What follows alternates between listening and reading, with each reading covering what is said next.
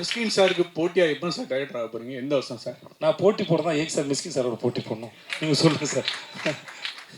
எனக்கு தான் தெரியுமே, அந்த மனுஷன் வீட்டுக்கு போங்க சார். அவர் புத்தகத்து மேலே தூங்குறாருல, படுக்கையில் படுத்து தூங்குறான்னு தெரியுது. அவ்வளோ படிக்கிற ஒரு ஆள். நீங்கள் அவர்கிட்ட போய் எந்த விஷயம் வேணா கேளுங்க, யாரும் வேணா கேளுங்க. ரொம்ப ஆத்மார்த்தமாக சொல்லி கொடுக்க ஒரு மனுஷன். மறக்க தெரியாது அவருக்கு. ஸோ எனக்கு அவரோட சிந்தனையும் சரி, ரொம்ப சின்சியராக, ரொம்ப ஆழமாக, ரொம்ப நேர்மையாக படம் பண்ணக்கூடிய மனுஷன். நான் இதுக்கு அவரோட போட்டி போடுவேன். ரசிகனாக இருந்துட்டு போயிடுறேனே. அவருக்கு ஒரு சகோதரனாக இருக்கேன், தம்பியாக இருக்கிறேன். என்னை கண்ணம்மான்னு செல்லமாக கூப்பிடுவாப்புல. ஸோ அப்படியே இருந்துட்டு போகிறேன். நான் இதுக்கு அவரோட போட்டி போகணும். நாளைக்கு நான் படம் பண்ணாலும் அவர் என்னை வந்து ரசித்து கண்ணம்மான்னு என்னை முதல்ல பார்த்து கொண்டாடக்கூடிய ஒரு மனுஷன்.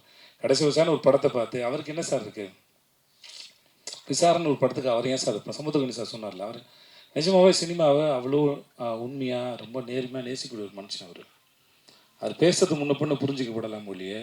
அவர்கிட்ட அந்த மாதிரியான எந்த விதமான யாரையும் இறக்கி பேசணுங்கிற எண்ணமே இருக்காது. ஏன்னா தன்னுடைய படத்தை இங்கே வரோம், இன்றைக்கி உட்காந்து பேசணும்னா என்னென்னா, எங்களுடைய படம் ரிலீஸ் ஆகுது, நீங்கள் தான் எங்களுடைய படத்தை கொண்டு போய் மக்கள்கிட்ட கொண்டு போய் சேர்க்க முடியும். கொண்டு போய் சேர்க்க வேண்டிய வேலை இருக்குது. நாங்கள் பேசுகிறோம்.